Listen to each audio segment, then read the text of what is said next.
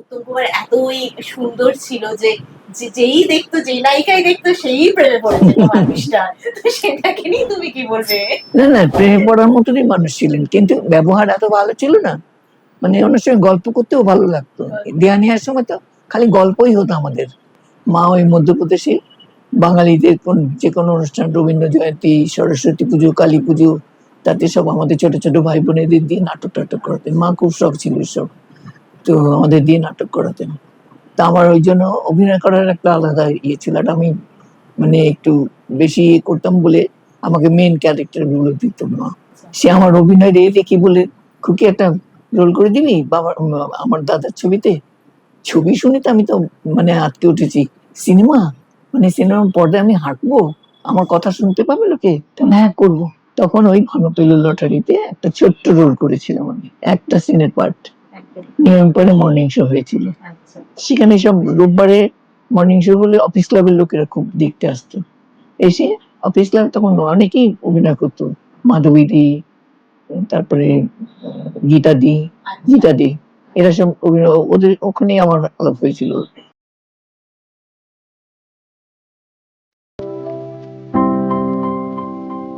তোমার ফুলেশ্বরী দেখে আমার খুব পছন্দ হয়েছে, তো আমি একটা ছবি করছি জনরণ। জনরণ আমি পড়ে রেখেছিলাম, শঙ্করের যত গল্প আসতো প্রথম দিকে আমার খুব বই পড়ার নেশা ছিল।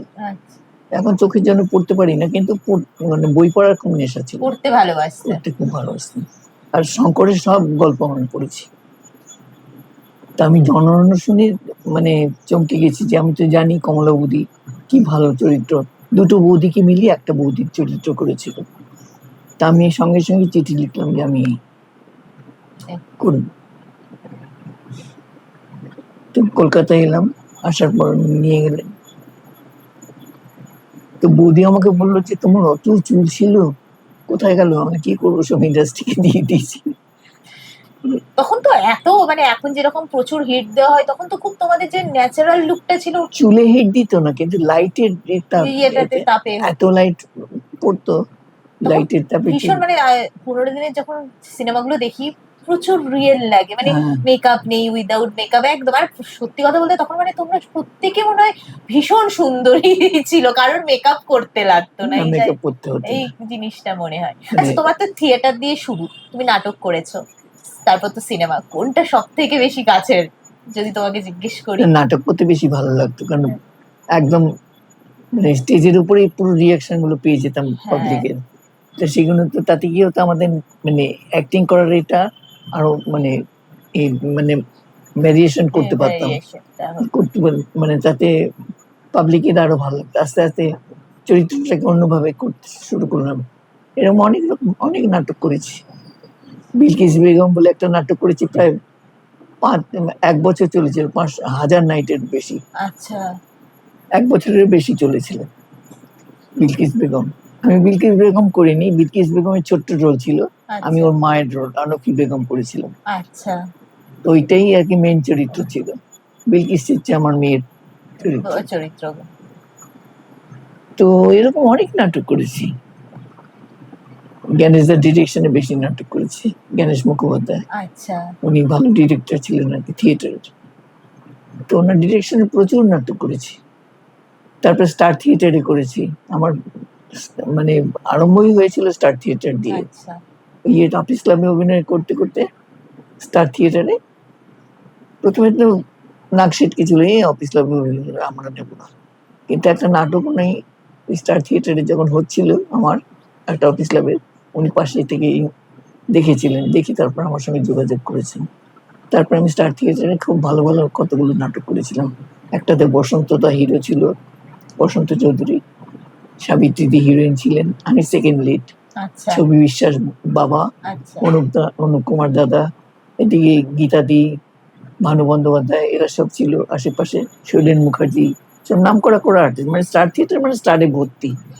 তুলসী চক্রবর্তী, এরকম প্রচুর স্টার ছিল। ছোট ছোট পাঠ করতেন। তুলসীদা একটা গান, একটা বাচ্চাকে প্যারাম্বুলেটরে নিয়ে গিয়ে গান করতে করতে বেরিয়ে যেতেন, ওইটাই ওনার রোল। উনি গানটাও ছিল না, উনি নিজে একটা গান করে বেরিয়ে যেতেন। এরকম মানে নিজের উপর সব ছেড়ে দেওয়া হয়েছিল। এরকমই নাটক করতে করতে প্রচুর ছবি এসে গেল, তখন আর মানে এত আউটডোরের ছবি, আর ওখানে স্টার থিয়েটারে ছুটি দিত না আউটডোরের, কিন্তু এত ছবি ছাড়তেও পারছি না। এক তো তপন সিনহার হাসিলি বাঁকের রূপকথা, সে প্রথম 7 দিনের আউটডোর ছিল, পরে 15 দিনের আউটডোর ছিল, ছুটি দেবে না, তখন আমি থিয়েটার ছেড়ে দিলাম, যে ভালো ভালো ডিরেক্টরদের ছবি আসছে, আমি ওগুলো করি।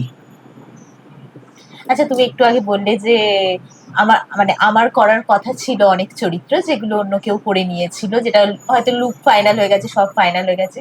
সে সময় তো ভীষণই কষ্ট হতো, এবং সেই কষ্টটা থেকে তুমি কি করে বেরিয়ে আসতে, মানে সেটা তুমি কি করতে সেই সময়? আসলে দেখো তখন না ওই মন ভাঙতো। এখন যেরকম লুক সেট হয়, হ্যাঁ। এই যে এরা এলো, আমি 2 দিনের কাজ তোমরা এত মানে ঘাটাও না, ভাল লাগে না। আমি ওখানে গিয়ে সেজে নিতাম ঠিক এরকমই, যেটুকু রোলের জন্য দরকার, হ্যাঁ, হ্যাঁ, কেন এতদিনের একটা অভিজ্ঞতা তো একদম। আছে, তা আমার দরকার হয় না লুক সেটের। কিন্তু আজকালকার শুনবে না ওরা, ও একটা লুক করতেই হবে। সেটা তো আজকাল হ্যাঁ, করতেই হয় আমাদেরকে। কি জানি কেন যে করতে হয় বুঝতে পারি না, কিছুই হয় না, ওখানে গিয়ে হয়তো অন্যরকম হয়ে যাবে, হ্যাঁ। কিন্তু ওটা করবেই। আমাকে যেতে বলেছিল, কালকে সব লুক সেট ছিল, আমি যেতে পারবো না, আমি করি না লুক সেট, আমি ঠিক সেজে নেবো তোমরা যা বলছো। কিন্তু যার জন্য বাড়িতে চলে এসেছি, যে দিদি আসবে না, আমরা নিজেই করি। তো এইরকমই, এরকম প্রচুর মানে না, মনটা তো খারাপ হতো যখন ক্যারেক্টারটা নিয়ে নিল অন্য কেউ, তুমি ভেবেছিলে, এবং মনটা খারাপ হতো। তো সেটাকে কি করে তুমি সেইটাকে কি করে কাটিয়ে উঠতে সেই দেখো সময়? মনে হতো যে ঠিক আছে, এটা আমার হয়তো কপালে ছিল না, কিন্তু আমি যেসব বড় ডিরেক্টরদের সঙ্গে কাজ করেছি তারা কিন্তু সেই সুযোগ পায়নি। তখনই মনে হতো যে আমি তো আরো ভালো ভালো ডিরেক্টরদের সঙ্গে কাজ করছি। এই অনেস্টিটা কোথাও গিয়ে তো একটা হ্যাঁ, ভালো রেজাল্ট দেয়, হ্যাঁ, ভগবান তো দেয় মানুষকে একটা ভালো রেজাল্ট। সেটাই মনে হতো। ঠিক আছে, গেছে একটা, কিন্তু আমি এত ভালো ভালো চরিত্র পাচ্ছি, ইভেন বোম্বে থেকে পর্যন্ত ডাক এসেছে আমার, ঋষিকেশ মুখার্জি, হ্যাঁ, হ্যাঁ, হ্যাঁ। তার সঙ্গে গিয়ে কাজ করে এসেছি। মুম্বাই গিয়েছিলে, ওখানেও কাজ করেছো, কোথাও কি বাংলা ছবির টানেই ফিরে চলে এসেছিলে? মানে বাংলা ছবির একটা আলাদা ভালোবাসা, একটা ইমোশনের কিন্তু জায়গা। বোম্বেতে কি হতো, মানে মানে ছবির জন্য এর কাছে তার কাছে সবাই যেত, হ্যাঁ। তা আমি সেটা কোনোদিন মানে বাংলা ছবিতেও করিনি, হিন্দি ছবিতেও আমি করবো না বলেই যেটা আমার কাছে এসেছে সেগুলো আমি করেছি। আমার বাড়িতে যেটা বই এসেছে, ঋষিদার টিষিদার সবাই চিনতেন আমাকে, ছোটবেলা থেকেই চিনতেন।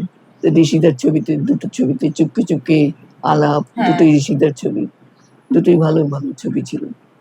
তো এরকম তারপর আবার কলকাতায় অফার পেলাম, এটা ওটা সেটা, আসতাম তখন বছরে একটা করে ছবি করতে আসতাম, আবার চলে যেতাম। ভেবেছিলাম থাকবো বোম্বেতে, কিন্তু ওখানে ওই লোকের বাড়ি বাড়ি গিয়ে বলা, এটা আমার পোষালো না, তার থেকে আমি কলকাতায় কাজ করবো। কলকাতায় ওরা ডেকে ডেকে আমাকে কাজ দেয়, আর আমাকে গিয়ে বলতে হবে যে আমাকে কাজ দাও, কেন বলবো? আমি তো একটা আর্টিস্ট, আমি কোনোদিন করিনি। আচ্ছা, তখনও তুমি কাজ করতে তখনকার ইন্ডাস্ট্রিতে, এখনকার ইন্ডাস্ট্রিতে কাজ করো, কি কি মনে হয় পার্থক্য তখনকার সময়ের সাথে এখনকার? অনেক পার্থক্য। একটু বলো যে পার্থক্যগুলো তোমার লাগে। দেখো তখন যেগুলো মানে একদম রেডি থাকতো সব কিছু জিনিসপত্র, এখন বলে বলে করাতে হয়, এটা কর, ওটা কর, সেটা কর, এগুলো তখন ছিল না। তখন কিন্তু যখন ছবিটা হবে, তখনই সব ডিরেক্টররা বসে গল্প করে, গল্প শুনিয়ে বলতো এইগুলো লাগবে, এইসব জিনিস লাগবে, মানে শুটিং এর সময় চেঁচামেচি যেন না হয়। ইভেন তনু মজুমদারের এই করলাম ফুলেশ্বরী, সেখানেও মানে একদম রেডি ছিল সবকিছু, যেগুলো দরকার। কিন্তু এখন ইদানিং ওই এটা দরকার, এটা হয়নি, যার গিয়ে নিয়ে আয়, আবার বসে নিলাম খানিক্ষণ, নষ্ট হয়ে সময়, সেগুলো তখন ছিল না। প্রচন্ড ডিসিপ্লিনে কাজ হতো। তো তুমি এখনো যে কাজ করে যাচ্ছ, সবাই মোটামুটি রিটায়ার্ড করে যায় যে না আর কাজ করব না, এই এনার্জিটা তুমি কোথা থেকে পাও? এই এনার্জিটা মানে কি, ওই অভিনয় করার এনার্জি থাকে একটা, অভিনয় করার। আমি কাজ করব না অনেকদিন ভেবেছি, আর করব না, কারণ এখনকার এদের সঙ্গে ঠিক আমাদের পোষায় না আর কি, ঠিক মতন। হয়তো ওরা বলবে এটা দিদি এইটা চাই, হয়তো করলাম, তো ওদের আবার আরেকটু ডিমান্ড থাকে বেশি। আমি তো মানে সবসময় নর্মাল অ্যাক্টিং করার চেষ্টা করি, আমি অ্যাবনর্মাল একদম মানে লাউড অ্যাক্টিং বা এগুলো পছন্দই করি না, কোনোদিন না, সবসময় নর্মাল অ্যাক্টিং। এই যেরকম কথা বলছি এরকম কথা বলছি, এরকমই একটা এরকমই অ্যাক্টিং করছি। তো এখন একটুখানি অ্যাবনর্মালের ঝোঁক অনেকেরই আছে, একটু লাউড করে Loud কথা করে বলে কথা বেটার বলে। হয় বা তো সেটা আমার পছন্দ হয় না। তো যাই হোক, যেখানে পোষায় সেখানেই করি, নইলে করবো না। ওটিটি দেখা হয় এখন, ওটিটি যে হচ্ছে কখনো কখনো দেখি, খুব একটা দেখো? ভালো লাগে না। ভালো। আচ্ছা, তার থেকে পুরোনো ছবি দেখি ভালো তার লাগে। থেকে পুরোনো ছবি দেখতে ভালো লাগে। তোমার প্রিয় অভিনেতা অভিনেত্রী কারা ছিলেন? আমার তো মানে কলকাতায় উত্তম দা, আচ্ছা শুভেন্দু দা, সৌমিত্র দা, এরা তিনজনই খুব প্রিয় অভিনেতা ছিলেন। আচ্ছা। উত্তম দার সব থেকে বেশি, তারপর তো সৌমিত্র দা। অ্যাক্টিং এর দিক থেকে সৌমিত্র দার সঙ্গে কাজও করেছি প্রচুর, আর খুব ভালো অভিনয় করতেন। আর আর অভিনেত্রী? শুভেন্দু দাও তেমনি। আর অভিনেত্রী? অভিনেত্রী আমার সাবুদিকে ভালো লাগতো অভিনয়। আচ্ছা সাবুদির অভিনয় এত নর্মাল, এত ভালো অভিনয় করতেন। সুচিত্রা সেন একটুখানি ইমিটেশন ছিল, মানে মানে ন্যাকা ন্যাকা অভিনয় করতেন, খুব একটা পছন্দ ছিল না। বেনু করতেন, কয়েকটা চরিত্র খুবই ভালো করেছিলেন, সেগুলো খুব ভালো লেগেছিল। আর এখনকার দিনের অভিনেতা অভিনেত্রীদের মধ্যে কাকে ভাল লাগে? যাদের অনেকের সাথে কাজও করেছো তুমি, হ্যাঁ, কাজ করেছি। প্রচুর জনের সাথে, তো কার অভিনয় বেশ ভাল লেগেছে? যে এরকম কেউ রয়েছে পছন্দের তালিকায়? পছন্দের তালিকায় অনেকেই আছে, কিন্তু তারাও একটুখানি অ্যাবনর্মাল অভিনয় করে, মানে নর্মাল অ্যাক্টিং করার চেষ্টা করে, কিন্তু ডিরেক্টরদের একটা থাকে না, সেই জন্য ওদের করতে পারে না। ও করেছে, অনেকেরই ভালো লাগে। পরান্দা তো খুব দারুণ অভিনয় করেন, হ্যাঁ, পরাণ উনিও তো বন্দ্যোপাধ্যায়, সিনিয়র আমাদের। হ্যাঁ সিনিয়র। হ্যাঁ। আমি এখনকার মানে নিউ জেনারেশন যারা আসছে। এখনকার অভিনয়, অঙ্কুশের অভিনয় ভালো লাগে আমার। আচ্ছা। আর দেবও ভালো অভিনয় করে। তো দেবের একটুখানি মানে চেষ্টা করে নর্মাল অ্যাক্টিং। একটা ছবিতে কাজ করেছিলাম, সাজবাতি, তাতে খুব ভালো অভিনয় করেছিল। তখন দেব হচ্ছে, চেষ্টা করে। আর এখনকার যার মানে যখন যাও আর শুটিং ফ্লোরে আর্টিস্টদের সাথে কাজ করো, আর্টিস্টদের মধ্যে ওই ডিসিপ্লিনটা পাও? পুরোনো দিনের আর্টিস্টদের যে ডিসিপ্লিনটা ছিল। হ্যাঁ, সেটাই কয়েকজন আছে তারা খুব ডিসিপ্লিন তারা মেনটেন করে, তারা এসে প্রণাম প্রণাম করে, মানে সেই সম্মানটা দেয়। আর যারা দেয় না তাদের সঙ্গে আমি খুব একটা কাজ করিও তুমি না। একটু মানে শুটিং ফ্লোরে গিয়ে এখন এখন তুমি মাঝখানে অনেকগুলো সিরিয়ালও পরপর করেছো, সেখানে শুটিং ফ্লোরে গিয়ে অবসর সময়টা কি বই পড়ো বা বই বই পড়ো? পড়ি। বই পড়ো। বই পড়ি না তো গল্প করি, কেউ এসে গল্প করলো, পুরোনো দিনের গল্প শুনতে চেত। পুরোনো দিনের গল্পটা সত্যি খুব ভালো লাগে। ইনফ্যাক্ট আমি মানে যেটা আমাদের শো এর পর আমি দেখাবো, অবভিয়াসলি এটা যাবে তোমার ব্যাকে, প্রচুর ছবি রয়েছে তোমার, এবং প্রতিটা ছবিতে মনে হচ্ছে কিছু গল্প আছে এরকম টাইপ। হ্যাঁ, আমি জাস্ট তোমার ব্যাকেই দেখতে পাচ্ছি একটা ছবি। আমি এই ছবিটা কোথায় এবং মানে কার সাথে তুমি এটা আছো একটুখানি বলবে? কোনটা? এখানে এই যে এই ব্যাকে দেখো, এখানে। হ্যাঁ হ্যাঁ হ্যাঁ, এইটা এটা হ্যাঁ হ্যাঁ হ্যাঁ। এটা আমার হাজবেন্ডের সঙ্গে। আচ্ছা, এটা কোথায় গিয়েছিলে তোমরা? এটাই এতে, মানে ময়দানে এমনি সকালবেলা ছবি তুলবে বলে নিয়ে গেছিল আমাদেরকে। আচ্ছা, মানে প্রত্যেকটা ছবি না মনে হচ্ছে ক্যান্ডিড ছবি, মানে তুমি ছবি তুলবে বলে তোমরা রেডি ছিলে না, কেউ ছবি তুলে আমি নিয়েছে। এরকমই সবসময় করি, সবসময় তুমি অ্যাক্টিং এর সময় মানে কেউ তুলছে, পাতা দিই না ওদেরকে, আমি নিজের মতন কাজ করেছি। মানে তুমি কি স্যারকেও বলেছিলে যে একদম এইদিকে ছবির দিকে হ্যাঁ, তাকাও হবে না, একদম এইদিকে তাকাও? মানে তুমি কি সেই ইনস্ট্রাকশনটা দিতে তখন স্যারকে? ওই ইনস্ট্রাকশনটা দিয়েছিলে তুমি যে একদম ছবির দিকে একদম? হয় না অনেকে দেখবে ছবি তোলে, আমি আগেকার দিনে স্টিল দেখেছি হয়ে যায় একদম। স্লিপ দাঁড়িয়ে আছে, সেটা কিন্তু তোমার ছবির মধ্যে নেই। মানে সেই ডিরেকশনটা তুমি বাড়িতেও দিতে সেই সময় স্যারকে। আচ্ছা, এবার যেটা হচ্ছে তুমি আমাকে বলো, অভিনয় তো আছে, অভিনয় ছাড়া আর কি ভালোবাসো তুমি অবসর সময় এমনি করতে? আরেকটা কথা আমি বলবো, একটু আগে যেটা তোমাকে বলছিলাম যে এই বয়সেও তুমি কাজ করে যাচ্ছ, এবং যেটা আমার একটা অভিজ্ঞতা তোমার সাথে আছে, যেটা আমি আজকে ক্যামেরার সামনেও শেয়ার করতে চাই। কোভিড এর সময় আমি কল করেছিলাম তোমাকে যে আমরা একটা প্রজেক্ট করছি দিদি, বৃদ্ধাশ্রম 2, যেটা দেবীদার। হ্যাঁ, সেখানেও কোভিডে তুমি বললে যে আমি কাজ করছি না, কিন্তু তোমার সামহাও গল্প শুনে মনে হলো যে এটা করা যায়। তুমি তখন বললে যে সব সেফটি তোমরা নিচ্ছ তো, ঠিক আছে আমি করব। এবং সেই সাহসটা তুমি কোথা থেকে পেয়েছিলে? মানে ওই সময় কোনো সিনিয়র আর্টিস্ট কিন্তু এতটা সাহস পাচ্ছিলেন না? আমি সেই জায়গাটা থেকে, সেই সাহসটা কোথা থেকে আসে তোমার? দেখো, আমার মনে হয় যে আমি যদি ঠিক থাকি, আমি যদি নিজেকে বাঁচিয়ে রাখতে পারি, আমি ঠিক থাকবো। কারণ সবাইকে যার জন্য সে কথা বলতাম যে তোমরা সাবধানে থাকবে, কাজ করো, ঠিক আছে, সাবধানে থাকবে। সেই জন্যই সেই শহরটা পেতাম। তুমি তো প্রচুর চরিত্রে অভিনয় করেছো, তোমার সব থেকে প্রিয় চরিত্র কোনটা? দেখো, আমি যখন যে চরিত্রটা করি সেটাই আমার প্রিয় হয়ে যায়। তখন মনে হয় এটাই খুব ভালো। কেন আমি অনেক এত চরিত্র করেছি, তো তার ভিতরে হয়তো তুমি বলতে পারো, আমি যখন প্রথম দিকে কাজ করেছিলাম হাসিদিবাকের উপকথা, নসুগলার একটা চরিত্র, ওটা আসলে ছেলে ছিল, মেয়ে সেজে থাকতো গল্পতে, তারাশঙ্কর গল্পে। তা আমাকে সেই নসুগলার চরিত্র করতে হয়েছিল, কিন্তু আমাকে মেয়েই বানিয়েছিল, মেয়ে একদম থাকবে আর কি। সেটা একটা খুব ভালো চরিত্র ছিল। তারপরে সাজবাতিতে যে রোলটা করেছিলাম, সেটাও আমার খুব পছন্দের চরিত্র। এক ভদ্রমহিলা একা থাকে, তাকে দেখার জন্য পাওলিয়ার দ্বীপকে এনেছিল, মানে দেখাশোনা করার জন্য। কিন্তু নিজের ছেলের মতন, নিজের নাতির মতন, মানে পাওলি চাইতেও যাতে ও চলে যায়, কিন্তু আমি চাইতাম না,